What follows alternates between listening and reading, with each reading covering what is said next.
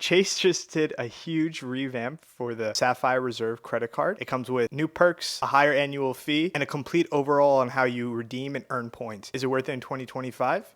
Let's find out. So in this video, I'm going to have a complete breakdown of what the new benefits are of the credit card, find out if it's more valuable. I'm going to give my opinion at the end of it. If you apply for the card before June 23rd, 2025, there are actually special rules. Just a quick disclaimer, I'm not paid by anyone to make this credit card video. I'm making this video because I'm enthusiastic, finding out what's happening in the credit card ecosystem and just to give my viewers something to watch. So if you like this video, please hit the like and subscribe button. It's a great way to support the channel so I can make more videos like this in the future. All right, let's get started. So let's head over to the Chase website that explains all the new rules and breakdowns. I'll link it below for anyone that's interested. You could play with the website yourself and explore it. So the first thing is the annual fee. It's $795. You apply for the credit card after June 23rd, 2025. If you currently apply, it's only $550. So already an increase of the annual fee. You might be asking who would pay $795 for credit card annually. Again, they're going to give you values, which I will break down in the video. This is also the most expensive mainstream credit card out in the market. When I talk about mainstream, I'm talking about credit cards that you could apply for the everyday person, not comparing it to American Express Black Card, which is available after you spend a certain amount of money. So this is the highest so far. Okay, so going back to the Chase Sapphire Reserve credit card, the first category in the video I want to talk about is travel. Currently right now, the new added benefit of the credit card is anytime that you book, you'll get 8 times the number of points for flights, hotels, rental cars, cruises, and other activities. Before, it was 5 times the number of points on flights and 10 times the number of points on hotels. Now it's all across the board. You'll get 8 times, so you don't have to worry about what value am I getting for car rentals versus how much value I'm getting for flights. I think this is a great perk. 8 times is a huge amount, right? I'm currently going to Italy in a couple months and my flights and hotels were about $3,000. So I could have earned 24,000 points on that, which is about $240 value at least when using it right. The next perk is 4 times the number of points when you book directly with the flights or the hotels. I think this is also another great perk. They did get rid of travel. Before it was 3 times the number of points on travel. The travel variety was huge. It could be subways, it could have been toll booths, it could have been for parking, it could have been for flights, it could have been for hotels. I know some people, when they get rid of that 3 times the number of points on travel, will be disappointed. That was a huge perk for a lot of people, but now they're just doing it when you book directly with your flights or hotels. Very comparable to American Express Platinum, where you get 5 times the number of points on flights. That's one of the cards that I currently have and I love because of that added benefit. Benefit that we should talk about is there's actually a $500 hotel credit that Chase is starting on, again, June 23rd as one of the new perks. This is a new one that they're adding in, and it goes with a hotel collection curated by Chase called the Edits. And the Edits are like higher end hotels and resorts that they picked out, where when you use your credit card to book the hotel, they'll actually give you $500 annual, which is actually broken down into semi-annual credits. There's actually a couple semi-annual credits. So basically how the credits are broken down into is they'll take the value divided by 2, and you could use that value from January to June 30th and then from July 1st to December 31st. So in this case, you could use 250 in the first half of the year and 250 towards the second half of the year if you value these credits. These are also higher end hotels. It's not like your everyday Marriott or Holiday Inn. These hotels are probably a little bit more expensive, and there is a minimum of 2-night stay. So for example, if you're one of those people that like to travel on high-end resorts or hotels and are going to be spending the money anyway, might as well save at least $250. There's also other added benefits to the credit card when you stay at the Edits. Property credit, breakfast for 2, upgrades if available. One of the things I do want to say is there is the 2-night stay, and the stays will not earn points. So that's an interesting way that they did that. I haven't heard of a credit card company do that before, but the rules always change. You want to make sure that you're staying the most informed. This actually reminds me of the Fine Hotels and Resorts hotel collection with American Express. Very similar. They'll give you a $200 credit anytime you stay at least a 2-night minimum. I personally never use those credits because, again, these hotels are a little bit more expensive. They're like 5-star hotels, 4-star hotels, more of a value guy. So I've never used these credits. Again, like it really depends on your situation. Not for me, but for the person that does use it, you could use this $250 credit every 6 months. And I do like that it's broken down into semi-annual. Like they don't give it like a monthly credit, where some credit cards will give you a monthly or a quarterly credit. So I think that's very good. And you don't have to worry about expiring because you have so much time to use the credit. $300 travel credit, decided to keep that the same. That's one of the perks that you could get right away. You could use it anywhere and they'll reimburse you. That's one of those benefits that I'm glad that they kept because you could use that in a variety of different ways. One feature that they're actually taking away, which was kind of disappointing, disappointing was the multiplier of 50%. For example, if you had 100,000 Chase points with your Sapphire Reserve credit card, that could have been worth $1,500 used for travel. Now there's something called Point Boost. Well, they'll actually give you 2 times the number of points for select hotels or select airlines. So it's not for everyday travel on the Chase portal, whatever they decide. This is a new thing that they're implementing. I don't know how a lot of people are going to react to that, because I know a lot of people have the Reserve card for the points. You could actually pool your points from other credit cards in the Chase family, like your Freedom Flex, your Freedom Unlimited, your Preferred, whatever it might be. I know this is probably disappointing for a lot of people. Let me know what you guys think about this one. Let's keep going. This is definitely going to be an interesting change. I'm wondering if they're going to see how customers react when signing up for this card and their feedback on it. Chase is one of those institutions where they definitely have thought about this more than we could even imagine. This was probably like 2-3 years in the works to design all these new perks and benefits and everything. There's a change that Delta did,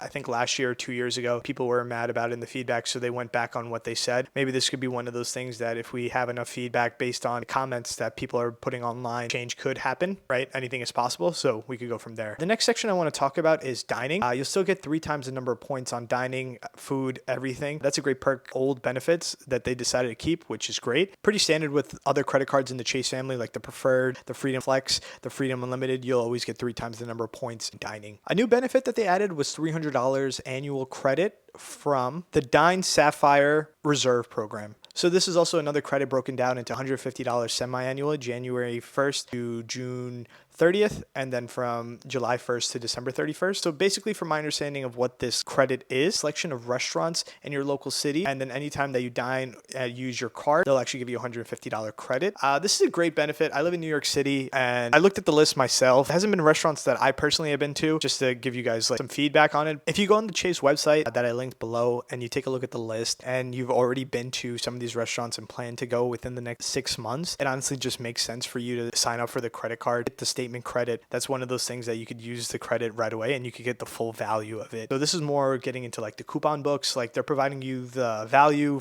variety of different ways. And it's just really up to you to maximize your initial investment on it. I know more credit cards are definitely getting into it, coupon book styles. They offer it to you. If you use it, use it. If you don't use it, that's on you. But it's interesting where the industry is going as a whole. And one of the things that I actually do like is that these are semi-annual credits. They could have broken down the $300 credit into monthlies, but I feel like that's just too much. After Chase actually announced that they're going to have some new perks to the Sapphire Reserve, American Express also came out with an announcement that they're going to do one of the highest investments for their Platinum credit card. So I could see that coming up in a couple weeks. It's really like neck and neck between two like titans of the credit card industry going head to head to see which one's going to win. But we'll keep going to see what else benefits they added. Now they're actually going into more of the lifestyle categories that Chase announced with these new perks. So the first one that I want to talk about is Apple Music and Apple TV. They're actually going to give you a $250 annual credit for that. That's one of those things that if you already have Apple TV or Apple Music, I think that's a great benefit for you to get the card. If you already have the card and are going to keep the card, might as well sign up for it to even get the points completely free. What do you got to lose on that point? Next is a $420 value with DoorDash. So basically there's 2 parts of this credit. $120 Dash Pass membership. That's a subscription service that they have to save on fees. Personally don't use DoorDash. For someone that uses DoorDash a lot, this could definitely be worth it. And another credit that they have is actually a monthly credit. They talked about monthly credit throughout this video, how I personally don't like it. They'll actually give you a $300 annual credit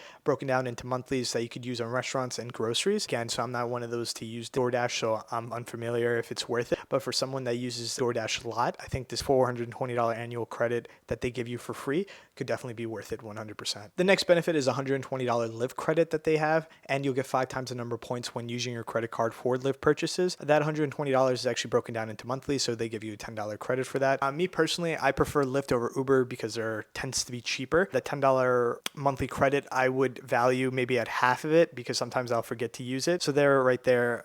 Realistically, for me, that's worth $60. For someone that, again, uses Lyft a lot, definitely be worth it. That $120 credit for free makes 100% sense. A new benefit that they added is 10 times the number of points on Peloton and $120 annual credit. That annual credit could be used for a variety of different ways for your membership. I personally don't have a Peloton, but again, it's one of those things that if you have it and are already paying for it, might as well pay for this credit card and just use it for this added bonus. And lastly is a $300 StubHub credit, which is broken down again into semi-annually. Shout out to Chase for designing the statement credits semi-annually. So the StubHub you could use in a variety of different ways. If you're unfamiliar with StubHub, you can book concert tickets, events, shows, a variety of different things online. That's one of those things that if you are a person that loves to do things outside of the bars or the restaurants, Pub has a variety of options. I think this is a great benefit for someone who wants to experience new things. It definitely come in handy for someone like you. Me personally, I at least see 2 or 3 games throughout the years, whether that be basketball, baseball. I haven't been to football, but this could be a great credit for you. There's actually tiers to this card, which I think is kind of interesting. So if you actually spend $75,000 or more on the credit card, I know, right? A lot of money. They'll actually give you a $500 Southwest credit, IHG 1 diamond status for a hotel, A-list status for Southwest Airlines, a $250 shop credit for Chase. I don't know that many people that will spend $75,000 on a personal credit card. That's a lot, but again, I'm just speaking for myself. So it's interesting to see they actually added tiers. American Express Platinum also did that. If you spend $75,000 or more in a calendar year, you could actually get guest free into their lounge because of overcrowding. 2 points on that is instead of using the lounge, they actually just did, they'll give you added bonus benefits for the card. But it's interesting that they chose Southwest as their premier $500 credit and the elite status for Southwest. I don't know that many people that will spend $75,000 in the calendar year with their Chase credit card and want to fly Southwest. And me personally, if I was in charge of this, I would have chose like another elite airlines. United would have been a great one. I know they also have another partnership with United. Maybe United said no. Could have been a possibility. American is with Citi. Delta is with American Express. So realistically, this would have been the only feasible option for them. I know they also have a partnership with Southwest, so I guess Southwest also agreed. But if I was at Chase, I would just try to find out if United could be a better option for in the future. Other benefits include the $120 TSA Global Entry or Nexus reimbursement that they give every 4 years, trip cancellation interruption insurance, emergency evacuation and transportation, roadside assistance, auto rental coverage, trip delay reimbursement, baggage delay insurance, and no foreign transaction fees. I know some credit cards, they'll charge you 3% for foreign transaction fees. So that's just one of the things that you don't have to worry about anytime you go to Europe or anywhere outside of the United States. Again, you're paying for peace of mind for anything that happens on your trip when you need to put an insurance claim. 2 more things that I want to talk about before I go on to my personal thoughts. And one is the airport lounges. What are they going to do with the airport lounge? Okay, so Chase recently started to do their own airport lounge network, which I think is interesting. Again, they're like trying to copy American Express, who's been a major player in the airport lounge industry. So what they're currently doing is they're still allowing, if you have the Chase Preferred Reserve credit card, still allowing you and 2 guests to enter any of Chase lounge networks, which is a huge bonus. Let me tell you, American Express, you have to spend $75,000 to get 2 guests for free. Recently, Capital One also announced that they're going to drop the free guests. So right now, I think it's because it's a very relatively small number of people that have the Chase Preferred Reserve credit card. I think in the future, when the network gets bigger, and also as more people sign up for the credit card, like overcrowding will become an issue. Right now, they're just trying to balance it out, let people keep their credit card. Again, we don't know, honestly, knowing Chase within a year, they probably really are like, okay, guys, no more free guests. And then it's like, oh, one of the things that I feel like American Express did terribly was just allow anyone get the credit card, and they should have done it slowly, but they're making money on the fees, so they were just like, why should we let the money stop coming? I don't blame them, but we'll see what happens with this credit card. This is honestly the only credit card out in the market that still allows 2 guests for free. That's crazy for any of the Chase lounges. I'd be asking how many Chase lounges are there right now in the country. There's so far a network of 7 or 8. There's 2 actually in New York, 1 in JFK and 1 in LaGuardia. They're building 1 in Las Vegas. They're slowly building it up. If you're looking for a credit card that has airport lounges, this is still on the relatively small side. But another added benefit is Priority Pass, which has a network of 1,300 lounges that you could go, and you could bring in 2 guests for free. Okay, lastly, before I get my thoughts on the video, if you see on the top of the website, there's actually a link that says if you apply before June 23rd, 2025, click here. You have a few days to apply before the new rules come into effect. So if you're a current card member or applying before then, you're still entitled to the $550 annual fee. And if you apply for the credit card after June 23rd, you'll get all of these perks, plus the annual fee of $795. If you're a current card member or thinking about applying for the credit card, here's the situation for you. So your annual fee will actually be grandfathered in until the renewal date. So you'll pay $595, right? So that's a great thing. And then you'll actually get added credits, believe it or not, with your $595 annual fee on the following dates. So let's take a look at it. As of October 26, 2025, you'll get an additional $1,500 in value with your Sapphire Reserve credit card. To this date, on your anniversary, your annual fee will adjust to $795, and each authorized fee user will be $195. So again, huge jump, that 50% jump that I mentioned before. But let's talk about what you actually get for signing up for the card now. It's actually broken down into a variety of different dates. So let's start with the first date. Starting June 23rd, 2025, you could actually use the point booster that we mentioned before, where you'll actually get 2 times the number of points on select hotels and airlines. Your card, they actually redesigned the credit card. So you could use your current card and you'll receive a new credit card upon your card's expiration date. I wonder if you call Chase, you could actually call them and request a new credit card. I don't see why not, and go from there. Starting of October 26, 2025, points. This is how the points earnings we're going to be breaking down. You'll earn 8 times the number of points on travel, on Chase Travel, throughout the board. Before it was 5 on flights, 10 on hotels and car rentals, 4 on the number of points, flights and hotels. Again, replace the 3 times the number of points on all travel. 3 times on dining worldwide, that stayed the same. 5 times the number of points on Lyft, stayed the same. 10 times the number of points on hardware and Peloton and accessory purchases, and 1 point for everything else. And you'll also get more benefits on the 26th of October. $300 annual travel credit, still the most flexible credit ever. $500 for prepaid hotels made with the Edit and the high-end resort. You'll get elite status with IHG, Platinum Elite status. $100 annual in the statement credits for the fine dining restaurants, Sapphire reserved exclusive tables, complimentary Apple TV and Apple Music through June 22, $250 annually. $300 in StubHub credit, $300 in annual DoorDash promotions for restaurants, groceries, or retail. That's the Dash Pass that I mentioned, $120 membership, $120 Lyft credits, and $120 statement credits, 4 years for global entry, TSA PreCheck, or Nexus. The annual fee will adjust to $795 on your anniversary date. Okay, through October 26, 2027, so for 2 years, currently have the credit card. Here's what's going to be going on with the points. So for the points earned prior to October 26, 2025, you'll automatically get the best offer when available, whether it's Point Boost or the 1.5 on Chase Travel, maximizing the value of your rewards for the next 2 years. So if you have all the points that you have, 200,000, 300,000, you're gonna still get that 1.5 multiplier until October 2027. So that's great. That's huge. They'll give you the best value, whatever that might be. Go from there. It's interesting, like they say they give you 2 years. I think the thought process behind that is there's going to be some pushback with the initial point change. 0.5 was a huge upset, I'm sure, for a lot of people.